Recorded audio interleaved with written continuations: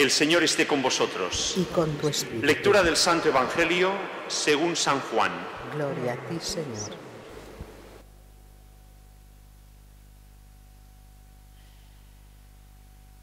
En aquel tiempo dijo Jesús a sus discípulos: Yo soy la verdadera vid. Mi Padre es el labrador. A todo sarmiento que no da fruto, en mí lo arranca, y todo el que da fruto lo poda para que dé más fruto. Vosotros ya estáis limpios por la palabra que yo os he hablado. Permaneced en mí y yo en vosotros. Igual como el sarmiento no puede dar fruto si no permanece en la vid, así tampoco vosotros si no permanecéis en mí. Yo soy la vid, vosotros los sarmientos. El que permanece en mí y yo en él, ese da fruto abundante, porque sin mí no podéis hacer nada. Al que no permanece en mí, lo tiran fuera, igual como el sarmiento que se seca, y luego lo recogen y lo echan al fuego y arden. Si permanecéis en mí y mis palabras permanecen en vosotros, pedid lo que deseéis y se realizará. Con eso recibe gloria mi Padre, con que deis fruto abundante. Así seréis discípulos míos. Palabra del Señor. Gloria a ti, Señor Jesús.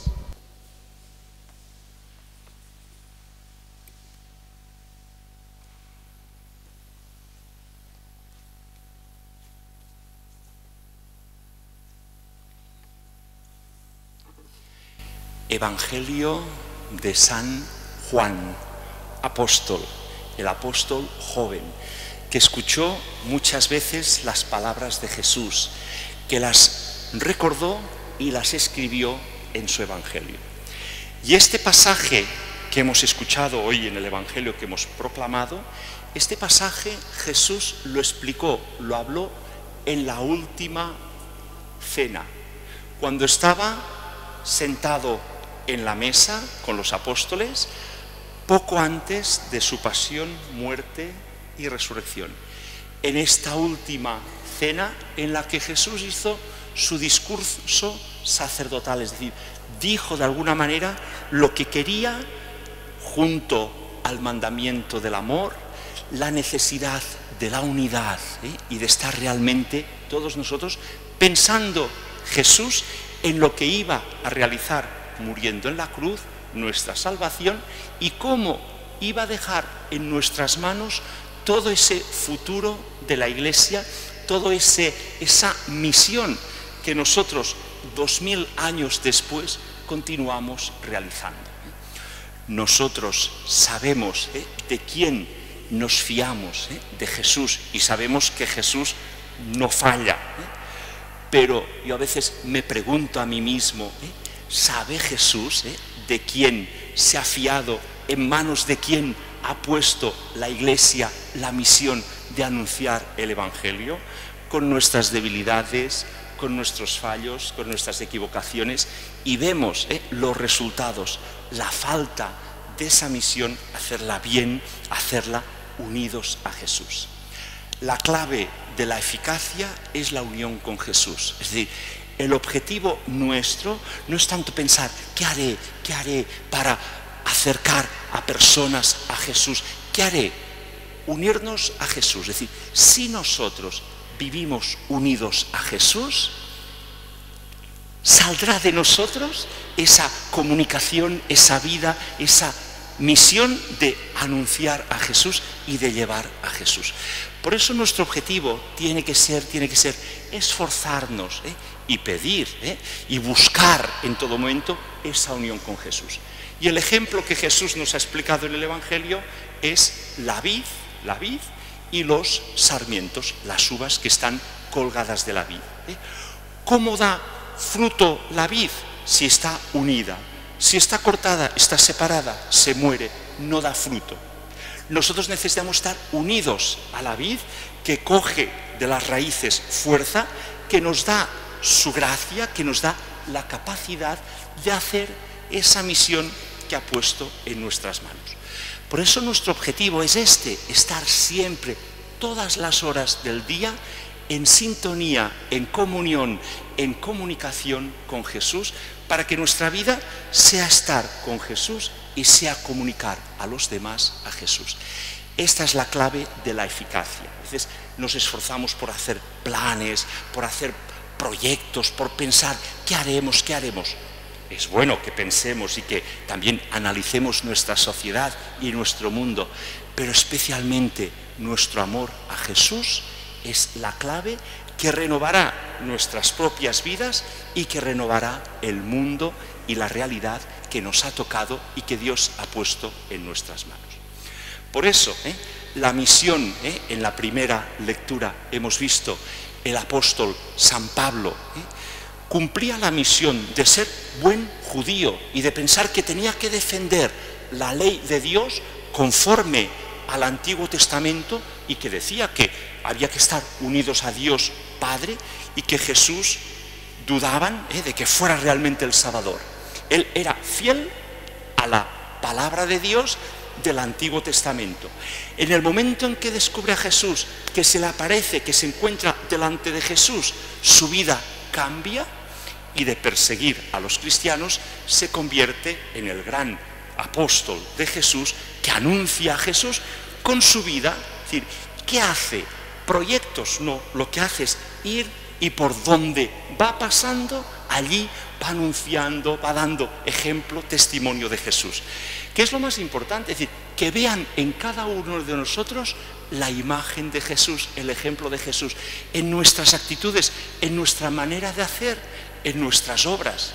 Es muy fácil hablar de amor, hablar de lo que los demás tienen que hacer, hablar de que lástima en nuestro mundo se ama poco. Hablar es muy fácil. Lo importante es la vida. Obras son amores, y no razones, no. Obras, vida, amando de verdad. Con cosas pequeñas, con obras de cada día. Y es lo que San Juan, en la segunda lectura, en su primera carta, nos lo dice muy claro. Amar, hacer obras de amor, dando la vida por los demás, amando a Dios, cumpliendo sus mandamientos y dando testimonio delante de los demás. Ese es el ejemplo que tantos cristianos, que tantos santos han vivido. La santidad, que es comunión con Jesús. Hoy, en este fin de semana, 28 de abril, 29 de abril, coincide el centenario, 100 años, de la ordenación sacerdotal de San Maximiliano Kolbe, mártir en campo de concentración de Auschwitz, Polonia. Murió mártir el 14 de agosto del año 1941 y había sido ordenado el día 28 de abril del año 1918, 100 años de su ordenación. Y él tenía ese gran amor a la Virgen María y ese deseo de comunicar a Jesús en su vida, en sus circunstancias, en cada uno de los momentos.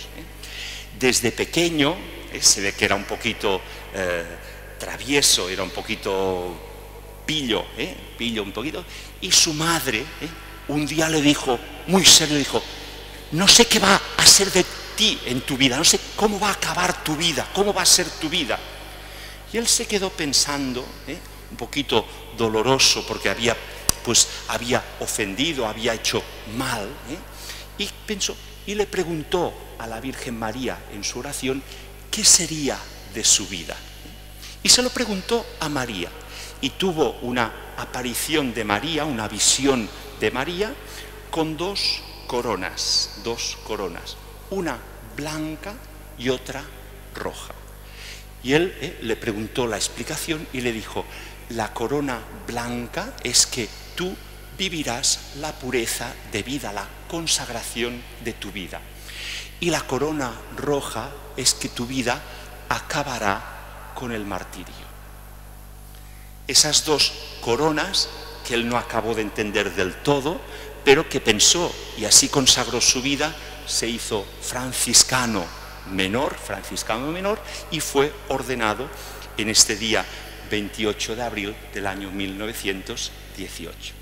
Y al día siguiente, el día 29, celebró su primera misa en una iglesia de Roma, en una capilla lateral dedicada a la Virgen Milagrosa, porque él tenía mucha devoción a la Virgen Inmaculada, y de hecho había antes fundado la milicia, es decir, la milicia de la Inmaculada, y muchas veces repartía medallas de la Milagrosa, y quiso celebrar su primera misa en un altar a los pies de la Virgen de la Milagrosa.